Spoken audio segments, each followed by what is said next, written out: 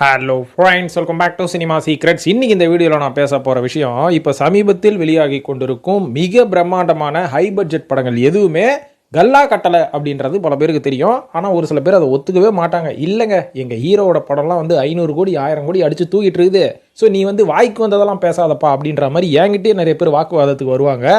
அவங்களுக்கெல்லாம் நான் சொல்லிக்கிறது ஒன்றே ஒன்று தான். இன்னைக்கு இருக்கக்கூடிய காலகட்டத்தில், அதுவும் குறிப்பாக இந்த 2025 வருஷம் மட்டும் வெளியான எல்லா பிரம்மாண்டமான படங்களும் சல்பு தட்டலை, எதுவுமே சரியாக கலெக்ஷனும் பண்ணலை, ஊத்திக்கிச்சு அப்படின்ற மாதிரி சொல்லலாம். அதுக்கு மாறாக புதுமுக நடிகர்கள் நடித்த சின்ன பட்ஜெட்டில் எடுக்கப்பட்ட படங்கள் தான் இங்கே ஆதிக்கம் செலுத்துது, அதுவும் இந்த வருஷத்தில் அப்படின்ற மாதிரி சொல்லுவேன்.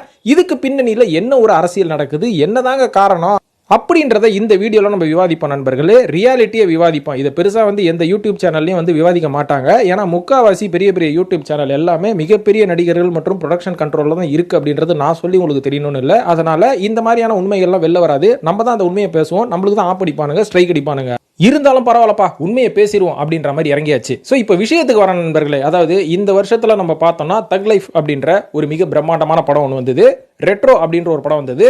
அதுக்கப்புறம் இந்தியன் 2 போன வருஷம் வந்ததா இந்த வருஷம் வந்ததா ஞாபகமே இல்லை. ஆனால் படத்தோட லிஸ்ட்டை சொல்கிறேன், அதெல்லாம் எப்போ வந்தது அப்படின்றத நீங்களே முடிவு பண்ணிக்கோங்க. இந்த இந்தியன் 2, ராயனு, அதுக்கப்புறம் வேற என்னங்க கங்குவா, அதுக்கப்புறம் அந்த ஏற்கனவே சொன்னேன் ரெட்ரோ, தக் லைஃப், இப்போ இந்த படத்தெல்லாம் நீங்கள் லிஸ்ட் எடுத்து பார்த்தீங்கன்னா இந்த படங்களோட பட்ஜெட்டு எவ்வளோ இருக்கும்? குத்து மதிப்பா ஒரு 100 கோடி 200 கோடி 300 கோடி அப்படின்ற மாதிரி இவங்க அடுக்கிக்கிட்டே போவாங்க. ஆனால் இது எல்லாமே எவ்வளோ கலெக்ஷன் பண்ணுச்சுன்னு பார்த்தீங்கன்னா 300 கோடி பண்ணிடுச்சுங்க, 400 கோடி, அதுவும் ஒரே வாரத்தில் 500 கோடி அப்படின்ற மாதிரி இவங்க இஷ்டத்துக்கு அடுக்கடுக்காக போய் அடுக்கி வச்சுட்டு இருப்பாங்க. ஆனால் இந்த பக்கம் சைலண்ட்டாக ஒரு சில படங்கள் சம்பவம் பண்ணிட்டு போயிட்டே இருக்கும். அது எல்லாமே என்ன மாதிரியான படங்கள்னு பார்த்தீங்கன்னா ரொம்ப சின்ன பட்ஜெட்டில் ஒரு 5 கோடி ரூபாக்குள்ளே எடுக்கப்பட்ட படங்கள்லாம் பார்த்தீங்கன்னா ஒரு 50-100 கோடி ரூபா கலெக்ஷன் பண்ணி சைலண்ட்டாக சம்பவம் பண்ணோம். ஆனால் இந்த மாதிரி படங்களை பற்றி யாரும் பெருசாக பேசுகிறதே கிடையாது. ஏதோ ஒரு படம் பார்த்தோம் தேட்டரில், நல்லா இருந்தது, அவ்வளோதான். அந்த தேட்டரில் கூட பார்க்காம நான் ஓடிடியில் பார்த்தேன், நல்லா இருக்கு, இந்த படத்தை நம்ம தேட்டரில் மிஸ் பண்ணோம் அப்படின்ற மாதிரி ஆடியன்ஸே கொண்டு போய் வீட்டில் உட்காந்துருப்பாங்க. ஆனால் நான் சொன்ன இந்த தக் லைஃப், கங்குவா, ரெட்ரோ, ராயன், இந்தியன் 2 மற்றும் ஜிபியு இந்த படத்தை லிஸ்ட்டில் சேர்க்கல பாருங்க. ஸோ இந்த மாதிரியான படங்கள் ஜிபியு சேர்த்தா அஜித் அவர்கள் நடித்த விடாமுயற்சி எந்த லிஸ்ட்டில் சேர்க்கறது? ஸோ இந்த படங்களோட பட்ஜெட் மேலாவுக்குள்ள பார்த்தீங்கன்னா ஒரு 200 கோடி ரூபா செலவு பண்ணியிருப்பா அப்படின்ற மாதிரி சொல்லுவாங்க. ஆனால் கலெக்ஷன் பார்த்தீங்கன்னா 300 கோடி ஆயிடுச்சு, 400 கோடி ஆயிடுச்சு அப்படின்ற மாதிரி சொல்லுவாங்க. ஆனால் உண்மை என்னன்னு பார்த்தீங்கன்னா இந்த படங்களினால் எந்த டிஸ்ட்ரிபியூட்டருக்கும் பெருசா லாபமும் கிடையாது, எந்த ஒரு ப்ரொடியூசருக்கும் மிகப்பெரிய லாபம் கிடையாது. அப்ப யாருக்கு தான் லாபம் அப்படின்னு பார்த்தீங்கன்னா இந்த படங்களில் பணியாற்றிய டெக்னீஷியன் மற்றும் நடிகர்களுக்கு தான் மிகப்பெரிய லாபம் அப்படின்ற மாதிரி நான் சொல்லுவேன். இதுக்கு பின்னணியில என்ன காரணம் இருக்கு அப்படின்ற மாதிரி பார்த்தீங்கன்னா இந்த நடிகர்கள் மற்றும் டெக்னீஷியன்கள் இந்த படத்தோட மேக்கிங்காக செலவு பண்ணக்கூடிய காசுல 80% சம்பளத்துக்கே போயிட்டு வெறும் 20% மட்டும்தான் வச்சு இந்த படத்தை மேக் பண்றாங்க அப்படின்ற மாதிரி இன்னைக்கு இருக்கக்கூடிய காலகட்டம் மாறி போச்சுன்னு நான் சொல்ல மாட்டேங்க, மாத்தி விட்டுட்டானுங்க இவங்கெல்லாம் பேராசையில அப்படின்ற மாதிரி சொல்லுவேன். அதாவது ஒரு காலகட்டத்தில் பார்த்தீங்கன்னா ஒரு உதாரணத்துக்கு சொல்றேன், இப்போ சமீபத்தில் கேப்டன் பிரபாகரன் வேற லெவலில் கலெக்ஷன் பண்ணிட்டு இருக்குதுங்க. அதுவும் அதோட கலெக்ஷன் லிஸ்ட்டை நான் சொல்றேன், நீங்களே ஆடி போயிடுவீங்க. அதாவது கேப்டன் பிரபாகரன் 1991 வருஷம் ரிலீஸ் ஆகி கிட்டத்தட்ட அது ஒரு 100வது படம் விஜயகாந்த் அவர்களுக்குன்னு சொல்லலாம். தியேட்டரில் மட்டும் இந்த படம் 500 நாள் ஓடிச்சு அந்த காலகட்டத்தில். அதுவும் ஹையஸ்ட் கிராசிங் ஃபிலிம் அப்படின்ற மாதிரி பேர் வாங்கின படம். 35 வருஷத்துக்கு முன்னாடி நல்ல டெக்னிக்கல் குரூவை வச்சு வேற லெவலில் டெக்னீஷியன்ஸை வச்சு விஷுவலாக இந்த படத்தை சூப்பராக எடுத்திருப்பாங்க. அதனால தான் பார்த்தீங்கன்னா இன்னைக்கும் இந்த படம் ரீ ரிலீஸ் ஆனதுக்கப்புறம் தியேட்டரில் மக்கள் போய் கொண்டாடுறாங்க. இதை நம்ம பப்ளிக் ரிவ்யூ பார்த்துக்கிட்டு அதுக்கப்புறம் மக்கள் இந்த படத்தை பற்றி செலிப்ரேட் பண்ணுறாங்களே, கட்சிக்காரங்களாம் இந்த படம் சூப்பர் அப்படின்னு சொல்கிற அந்த வீடியோ மற்றும் ஆடியோ வச்சு நம்ம முடிவு பண்ணலங்க. இந்த படத்தோட கலெக்ஷன் ரிப்போர்ட் இப்போ அஃபிஷியலாக வெளியிட்டிருக்கிறாங்க. அதில் இந்த படத்தோட முதல் நாள் கலெக்ஷன், இப்போ ரீ ரிலீஸை பற்றி சொல்கிறேன், முதல் நாள் கலெக்ஷன் கேப்டன் பிரபாகரங்களுக்கு எவ்வளோ வந்ததுன்னு பார்த்தீங்கன்னா 42 லட்ச ரூபா வந்துருக்குது. ரெண்டாவது நாள் இது அப்படியே டபுள் ஆகிட்டு இருக்குது, 86 லட்ச ரூபா. மூன்றாவது நாள் கலெக்ஷன் 1,30,30 லட்ச ரூபா. நான்காவது நாள் கலெக்ஷன் 1,96 லட்ச ரூபா. ஐந்தாவது நாள் கலெக்ஷன் 2,20 லட்ச ரூபா. இதே மாதிரி 6வது நாள் வரைக்கும் பார்த்தீங்கன்னா 2.5 கோடி ரூபா டச் பண்ணியிருக்கு. இந்த வெறும் 6 நாளில் 9,24 லட்ச ரூபா கேப்டன் பிரபாகரன் ரீ ரிலீஸ் ஆகி லிமிடெட் தேட்டரில் ஓடி ஆடியன்ஸை புல் பண்ணியிருக்குது அப்படின்ற மாதிரி சொல்லப்படுது. இது மட்டும் இல்லாமல் 7வது நாள் பார்த்தீங்கன்னா ஒரு 2,80 லட்ச ரூபா வந்துருக்குது. அதுக்கப்புறம் பார்த்தீங்கன்னா இப்போ போக 9வது நாள்லாம் கொஞ்சம் குறைஞ்சிருச்சு. ஏன்னா ஒரு படம் இன்னைக்கு ரிலீஸ் ஆகிற படங்களே ஒரு வாரம் தாக்கு பிடிக்காம வெறும் 3 நாள் கலெக்ஷன் நம்பி தான் அந்த ப்ரொடக்ஷன் கம்பெனியும் இருக்காங்க, டிஸ்ட்ரிபியூட்டர்ஸும் இருக்காங்க, தேட்டர் ஓனர்ஸும் இருக்கிறாங்க.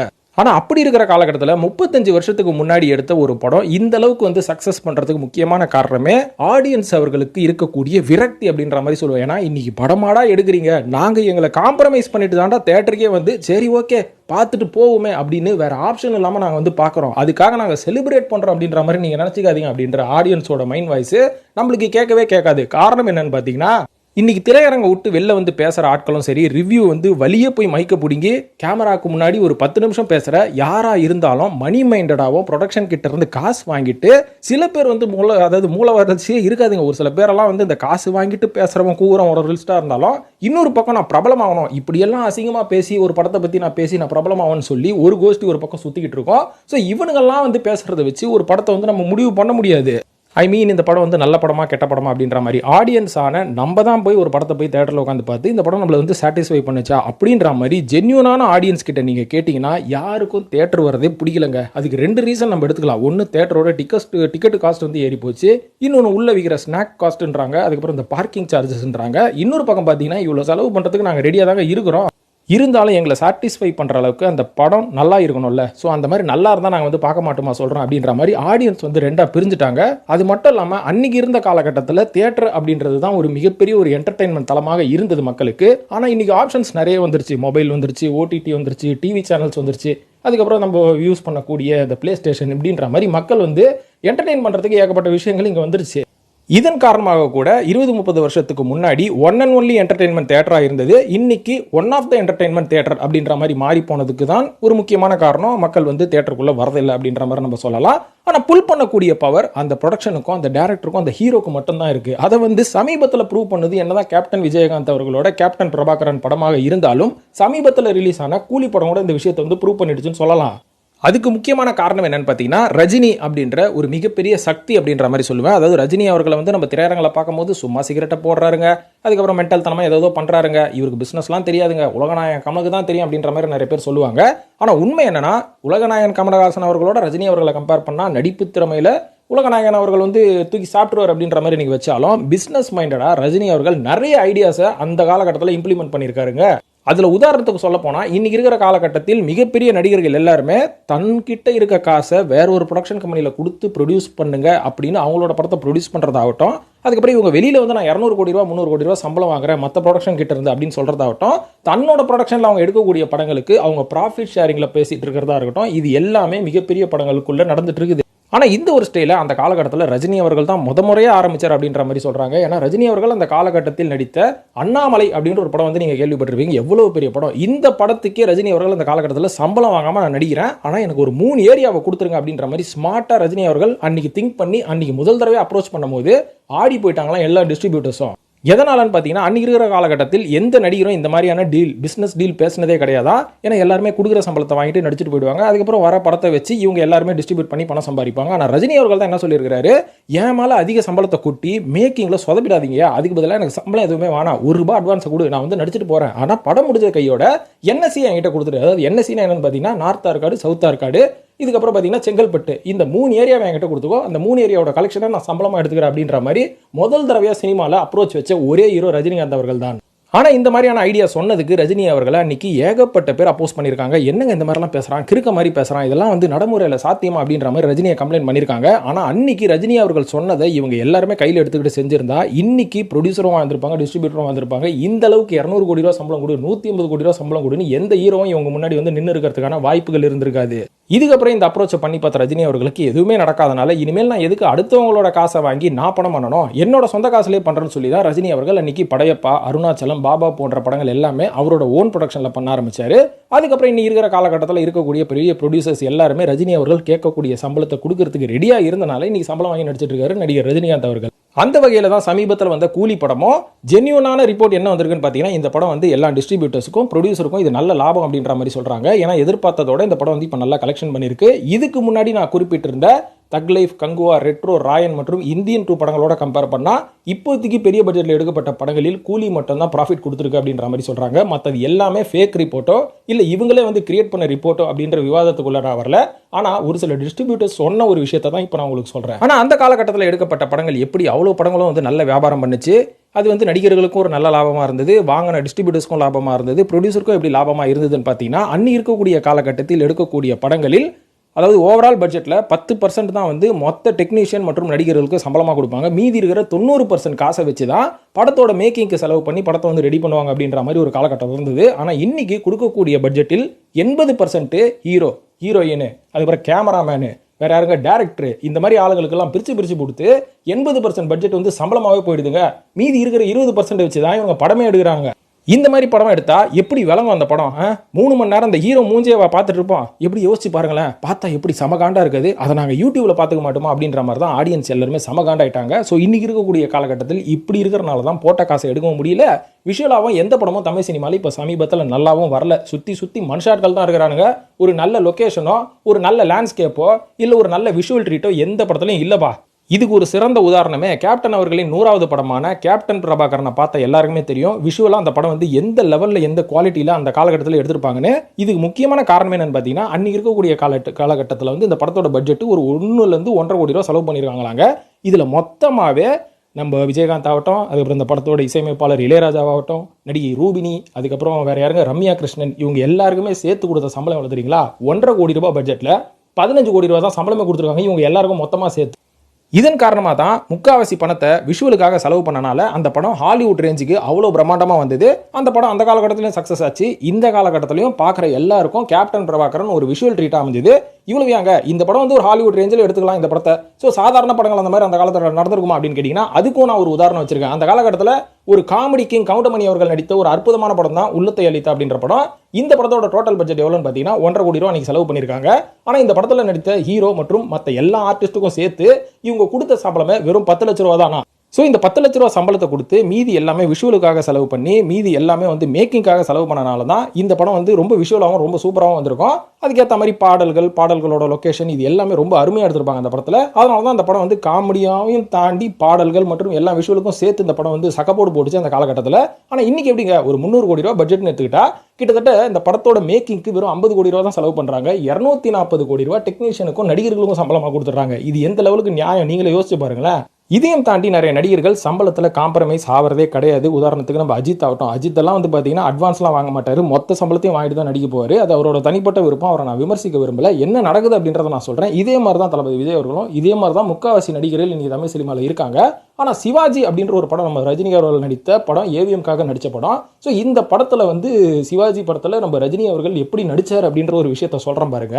அதாவது இந்த படத்தில் வந்து ரஜினி அவர்கள் எந்த ஒரு அட்வான்ஸும் வாங்கலை, எந்த ஒரு சேலரியும் வாங்கலையா. அதுக்கு பதிலாக அவர் என்ன சொல்லிட்டாரு, ப்ராஃபிட் ஷேரிங்கில் பண்ணிக்கலாம். ஏன்னா ஏவிஎம் வந்து என்னை வச்சு ரொம்ப காலத்துக்கு அப்புறம் படம் எடுக்கிறீங்க, அதனால எனக்கு இந்த காசை கொடுத்து முக்காவாசி பணம் என்னோட சம்பளத்தில் முடங்கி போய், அதுக்கப்புறம் இந்த கொடுத்த சம்பளத்துக்கு நீங்கள் வட்டி கட்டி காசு வேஸ்ட் பண்ணுறதுக்கு பதிலாக எனக்கு கொடுக்க வேண்டிய சம்பளத்துக்கு பதிலாக அந்த காசை வந்து நீங்கள் மேக்கிங்க்கு வந்து செலவு பண்ணுங்க அப்படின்ற மாதிரி சங்கர் கிட்டையும் சொல்லிட்டாராம், ஏவிஎம் கிட்டையும் சொல்லிட்டாராம். இதனால தான் பார்த்தீங்கன்னா சிவாஜி அப்படின்ற ஒரு படம் விஷுவலாக வேற லெவலில் இருக்கும். பார்த்த எல்லாருக்குமே தெரியும், ஒரு ஃப்ரேமும் ஒரு சீனும் ஒரு லொக்கேஷனும் சிவாஜி வந்து செம்ம படங்க. அது விஷுவலாக பார்க்கும்போது அவ்வளோ அற்புதமாக இருக்கும். இதுக்கு முக்கியமான காரணம், அந்த காலகட்டத்தில் ரஜினி அவர்கள் இந்த படத்தை சம்பளம் வாங்காமல் நடிச்சு படம் முடிச்சதுக்கப்புறமா லாபத்துலேருந்து ப்ராஃபிட் ஷேரிங் பண்ணியிருக்கிறாரு. ஆனால் இன்னைக்கு இருக்கக்கூடிய நடிகர்கள் அதை வாங்கிப்பாங்களா? 50% அட்வான்ஸ் வாங்காமல் எந்த நடிகரும் வரமாட்டாங்க. இதை நான் சொல்லும் போது உங்களுக்கு வேடிக்கையாக இருக்கும், தெரிஞ்சா பேசுபா இப்படிலாம் கிடையாது அப்படின்ற மாதிரி நீங்கள் கேட்பீங்க. ஆனால் இது ஒரு சிறந்த உதாரணம். சமீபத்தில் நம்ம ஜெயம் ரவி அவர்கள் அவரோட ஓன் ஸ்டுடியோ ரவி மோகன் அப்படின்ற ஒரு ஸ்டுடியோ ஒன்று ஆரம்பித்தார்.